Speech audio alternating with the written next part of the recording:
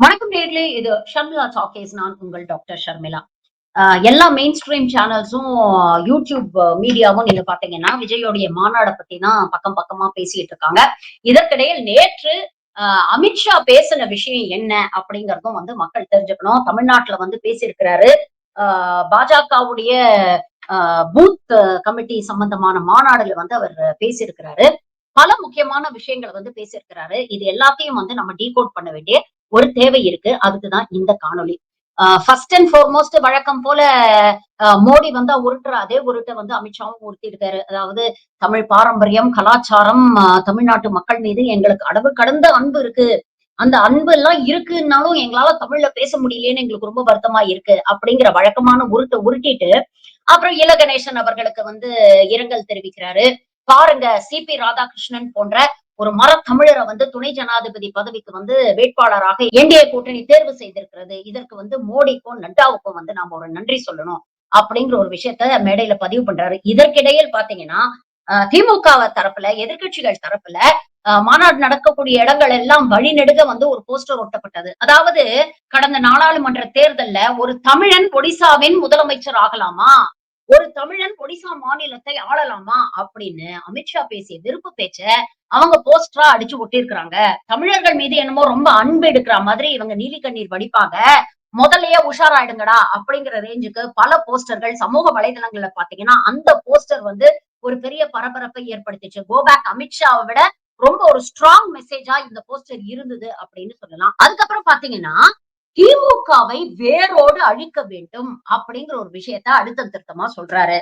இவங்க என்னைக்குமே ஆக்கப்பூர்வமான அரசியல் பேசுனது இல்ல அப்படிங்கிறது நமக்கு எல்லாருக்குமே தெரியும். சிறுபான்மையர் நமக்கு அச்சுறுத்தல், நம்ம இந்து தர்மத்தை காப்பாத்தணும்னா சிறுபான்மையினர் அழிக்கணும், பட்டியலின மக்கள் வந்து நமக்கு அச்சுறுத்தல், அவங்கள அழிக்கணும், பெண்களை வந்து அடக்கி உடக்கி வைக்கணும். இப்படி எப்பவுமே ஆக்கப்பூர்வமான அரசியலே பேசாம யார அடிக்கலாம், ஒடுக்கலாம், யார வேரோட அழிக்கலாம் அப்படிங்கிற அழிவு அரசியல தான் இவங்க எப்பவுமே பேசிட்டு இருக்காங்க. அந்த ரீதியில் திமுகவை வேரோடு அழிக்கணும். எப்படி காங்கிரஸ் முக்து பாரத்ன்னு நாடெல்லாம் பேசிட்டு இருக்காங்களோ, அந்த மாதிரி திமுக முக்து தமிழ்நாடு அப்படின்னு நேத்துக்கு மேடையில பேசியிருக்கிறார். அதுக்கு பல காரணங்களையும் அவர் சொல்றாரு. உதாரணத்துக்கு ஒரு கான்ஸ்டிடியூஷனல் அமெண்ட்மெண்ட் ஒண்ணு கொண்டு வந்திருக்காங்கல்ல 130. அதாவது பிரதமராகவே இருந்தாலும், முதலமைச்சராகவே இருந்தாலும் 5 வருஷத்துக்கு மேல தண்டனை கிடைக்கக்கூடிய சட்டங்களுக்கு கீழ அவங்க கைது செய்து 1 மாசம் அவங்க சிறையில இருந்தா போதும், அவங்க பதவிய ராஜினாமா பண்ணணும் அப்படிங்கிற ஒரு சட்ட திருத்தத்தை இவங்க கொண்டு வந்திருக்கிறாங்கல்ல. இதை சுட்டிக்காட்டி சொல்றாரு. பாருங்க, பொன்முடி மீது ஊழல் வழக்கு இருக்கு. செந்தில் பாலாஜி மீது ஊழல் வழக்கு இருந்து அவர் இவ்வளவு நாள் சிறையில இருக்கிறாரு. இவங்க எல்லாம் வெளியில வந்து உங்களை ஆட்சி செய்யலாமா அப்படிங்கிற ஒரு கேள்வியை கேட்கிறாரு. நாம பதிலுக்கு கேட்போம், உங்க மேல இல்லாத ஊழல் வழக்கா? உங்க மீது கொலை வழக்கே பதிவு செய்யப்பட்டதே சார். நீங்க குஜராத் மாநிலத்துக்குள்ள நுழையக்கூடாது, தடிப்பார் அப்படின்னு சொல்லி உங்களை ஒதுக்கி வச்ச ஒரு காலகட்டம் இருக்குல்ல. இன்னைக்கு நீங்க இந்திய நாட்டுக்கு உள்துறை அமைச்சராக இல்ல. சரி, பொன்முடியும் செந்தில் பாலாஜியும் ஊழல்ல ஈடுபட்டாங்க அப்படின்னு பேசுறேங்க. பாஜக ஆளாத மாநிலங்கள்ல இருக்கக்கூடிய எதிர்க்கட்சி தலைவர்கள் எவ்வளவு பேர் மீது எவ்வளவு குற்றச்சாட்டுகள் நீங்க சொல்லிருப்பீங்க? அதுல ஒரு சில உதாரணங்கள் நாம சொல்லுமா? மகாராஷ்டிராவுடைய என்சிபியை சேர்ந்த அஜித் பவார் 70,000 கோடி ஊழல் பண்ணிட்டாரு. பாருங்க, இவரை தூக்கி ஜெயில போட்டு மாவாட்ட வைக்கிறோம் அப்படின்னு மேடையில மோடி பேசுறாரு. பேசுன 24 மணி நேரத்துல அஜித் பவார் போய் பிஜேபியில சேர்றாரு. அதற்கு அடுத்த 24 மணி நேரத்துல அவரை மனித புனிதராக்கி அவரை மகாராஷ்டிராக்கு துணை முதலமைச்சர் ஆக்குறது மட்டும் இல்லாம எங்க ஊழல் செஞ்சாருன்னு சொன்னாரோ அதே பினான்ஸ் போர்ட்போலியோ தூக்கி அவர் கையில கொடுக்கறாங்க. அசாமின் முதலமைச்சர் ஹிமந்தா பிஸ்வாஸ் சர்மா இவருடைய ஊழலை பத்தி இதே அமித்ஷா ஒரு புத்தகம் போட்டு வெளியிட்டாருங்க. ஒரு சின்ன புத்தகம் போட்டு அசாம்ல இருக்கக்கூடிய மக்களுக்கு எல்லாம் டிஸ்ட்ரிபியூட் பண்ண இதே அமித்ஷா இன்னைக்கு அவரை மனித புனிதராக்கி உங்க கட்சியில சேர்த்துக்கிட்டு அவர் அசாமுடைய முதலமைச்சரா உட்கார்ந்து வச்சு அழகு பாக்குறீங்க. திரிணாமுல் காங்கிரஸ்ல இருந்து சுவேந்து அதிகாரி ஏகப்பட்ட ஊழல் குற்றச்சாட்டுகள் சொன்ன இதே பாஜக அவர் பாஜகவில் வந்து சேர்ந்தோன்னு அவரை மீட்பராக்கி அவரை இன்னைக்கு பாஜகவுடைய மாநில தலைவராக்கி இருக்காங்க வெஸ்ட் பெங்கால்ல. இப்படி ஏகப்பட்ட உதாரணங்கள் சொல்லிக்கிட்டே போகலாம். இவங்களுக்கு ஆகாத எதிர்கட்சி தலைவர்கள் மீது எத்தனை வழக்குகள் போட்டு அவங்களை அழக்கழிச்சாங்க அப்படிங்கறதும் தெரியும். ஹேமந்த் சோரனாக இருக்கட்டும், அரவிந்த் கெஜ்ரிவாலாக இருக்கட்டும். இவர் பேசுறாரு ஊழலை பத்தி. தமிழ்நாட்டுல எங்கும் ஊழல், எதிலும் ஊழல், டிரான்ஸ்போர்ட்ல ஊழல், டாஸ்மாக்ல ஊழல், ஏற்காட்டுல ஊழல், வேட்டி சேலை இலவச வேட்டி சேலை கொடுக்கறது முதல் கொண்டு ஊழல் அப்படின்னு பேசுறீங்க. இதே வாய் தான் அதிமுக ஆட்சி இருக்கும் பொழுது அதிமுக மாதிரி ஒரு ஊழல் கட்சியே கிடையாது அப்படின்னு பேசுச்சு. அதிமுக ஊழல் நடந்திருந்ததுன்னா அத பத்தி உங்ககிட்ட தகவலே கிடையாதா? தரவுகளே கிடையாதா? நீங்க தான் இடில இருந்து ஐடில இருந்து சிபிஐல இருந்து எல்லா புலனாய்வு அமைப்புகளையும் உங்க பாக்கெட் குள்ள தானே வச்சிருக்கீங்க. அப்ப நடவடிக்கை எடுக்க வேண்டியது தானே? ஊழல் குற்றத்துக்காக தண்டனை பெற்று சிறைக்கு சென்ற முதலமைச்சரோட கட்சியோட இன்னைக்கு ஏன் சார் வெக்கமே இல்லாம கூட்டணி வச்சிருக்கீங்க?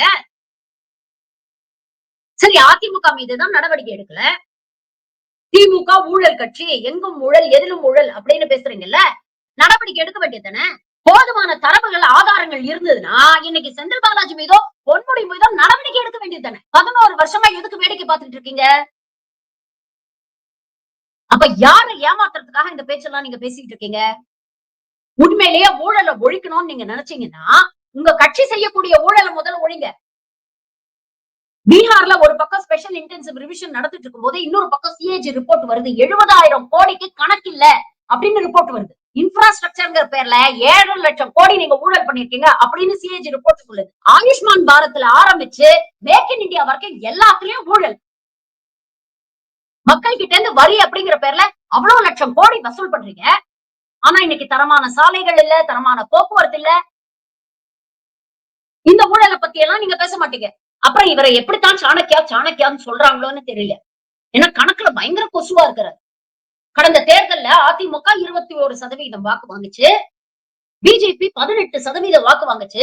இப்ப பாருங்க, அசெம்பிளி தேர்தல்ல 39% வாங்கி என்டிஏ கூட்டணி ஆட்சி அமைக்கும். மறுபடியும் மறுபடியும் சொல்றாரு.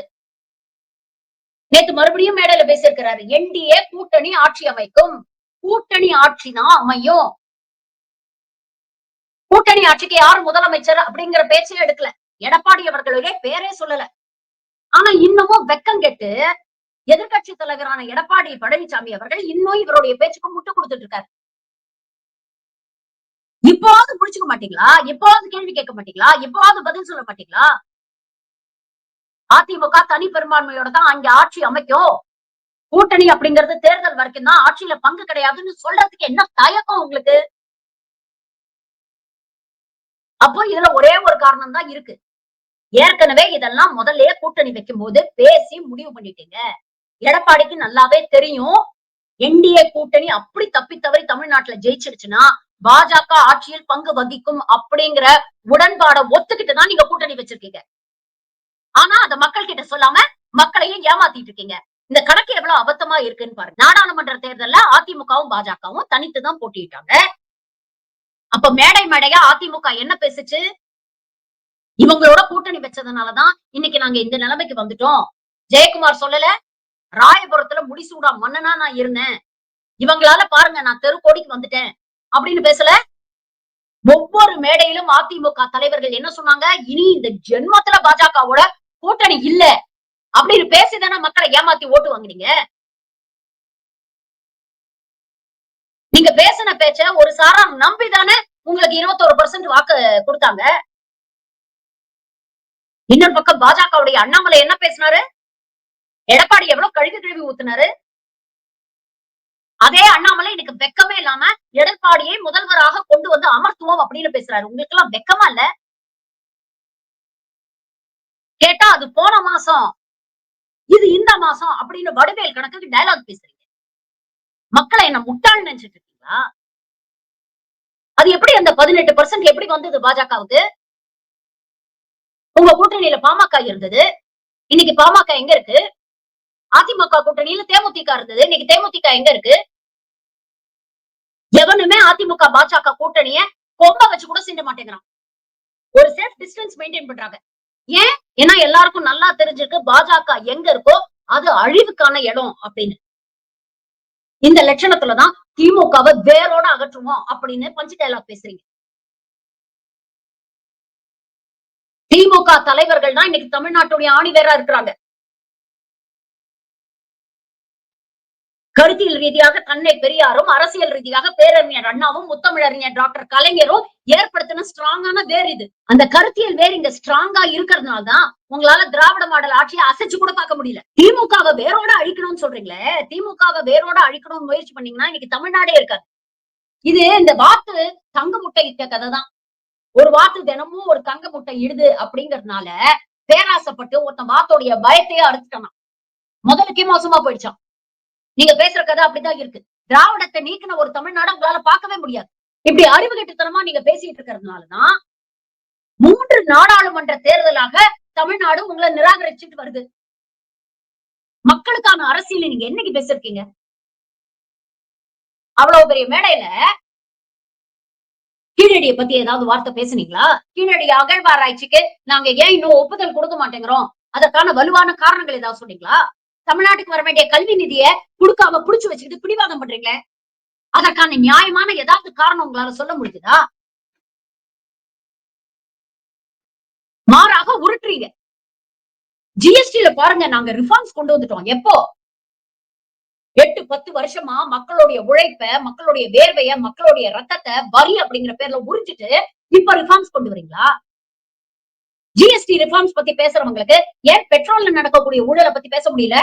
வாரிசு அரசியல். சோனியா காந்தி துடிக்கிறாங்க, ராகுல பிரதமர் ஆக்கணும் துடிக்கிறாங்க, ஸ்டாலின் துடிக்கிறாரு, உதயநிதியை முதலமைச்சர் ஆக்கணும் துடிக்கிறாரு.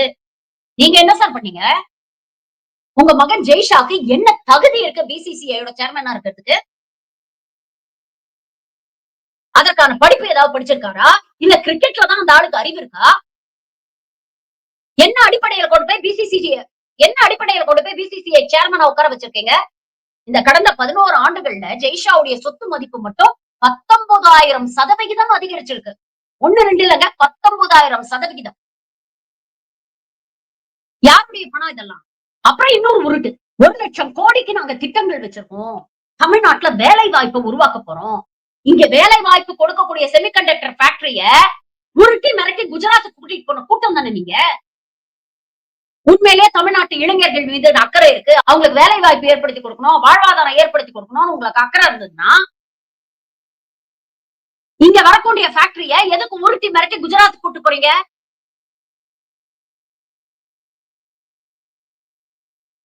இந்த 4.5 வருஷம் திமுக ஆட்சியில நாம சொல்லல, ஒன்றிய அரசோட எல்லா தரவுகளையும் எடுத்து பாருங்க. கல்வியில நாம முன்னிலையில இருக்கிறோம், சுகாதாரத்துல நாம முன்னிலையில இருக்கிறோம், வேலை வாய்ப்பு கொடுக்கறதுல நாம முன்னிலையில இருக்கிறோம், பெண்களுடைய முன்னேற்றத்துல, பெண்களுடைய லேபர் பார்ட்டிசிபேஷன்ல நாம முன்னணி மாநிலமா இருக்கும், வறுமை ஒழிப்புல நாம முன்னணி மாநிலமா இருக்கும், ஹியூமன் டெவலப்மெண்டல் இண்டஸ்ட்ரீஸ்ல நம்ம முன்னணி மாநிலமா இருக்கும், வரலாறு காணாத அளவுக்கு பொருளாதார வளர்ச்சியை காமிச்சிருக்கோம். 14 வருஷத்துக்கு அப்புறம் நம்ம பொருளாதார வளர்ச்சி 2 இலக்கை தொட்டிருக்கிறது. இதெல்லாம் நாம சொல்லல, ஒன்றிய அரசு கொடுக்கக்கூடிய தரவுகள் சொல்லுது. இதெல்லாம் யாரால சாத்தியமாச்சு? இங்க இருக்கக்கூடிய மக்களோட உழைப்பு, அவங்க அரசாங்கத்துக்கு கொடுக்கக்கூடிய ஒத்துழைப்பு, அதை உணர்ந்து பொறுப்பா நடக்கக்கூடிய ஒரு அரசு, அதை வழிநடத்தக்கூடிய ஒரு சிறப்பான முதலமைச்சர். ஓவர் நைட்ல எல்லாம் இதை சாதிக்க முடியாது. இத்தனை பேருடைய உழைப்பு சேர்ந்துதான் இந்த சாதனையை படைச்சது. இதெல்லாம் அப்படியே தூக்கி ஓரம் போட்டுட்டு உங்களை மாதிரி பிரிவினைவாதம் பேசக்கூடிய கூட்டத்துக்கிட்ட ஆட்சியை தூக்கி கொடுக்க தமிழர்கள் என்ன முட்டாள்கள் நினைச்சிட்டு இருக்கீங்களா? பேரறிஞர் அண்ணா சொன்னதை ஞாபகம் வச்சுக்கோங்க. தமிழ்நாட்டுல மொழி போராட்டம் நடக்கிற வரைக்கும், மாநில உரிமைகளுக்காக போராடுற வரைக்கும் இங்க பேரறிஞர் அண்ணாவுடைய ஆட்சி தான் நடக்குது. அப்படிப்பட்ட திராவிட சித்தாந்தத்தை வேரோட புடுங்கி போடணும்னு கனவுல கூட நினைக்காதீங்க, அது நடக்காது. அதனால இந்த எம்டி ரெட்டாரிக் எல்லாம் தூக்கி மூட்டை கட்டி வச்சுட்டு ஆக்கப்பூர்வமான அரசியல், தமிழக மக்களுக்கான நல்லது பேசக்கூடிய அரசியலை என்னைக்கு நீங்க பேசுறீங்களோ அன்னைக்குதான் தாமரை தமிழ்நாட்டுல மலரும் அப்படின்னு கனவாவது நீங்க காணலாம். இல்லைன்னா தமிழ்நாட்டுல தாமரை மலராது.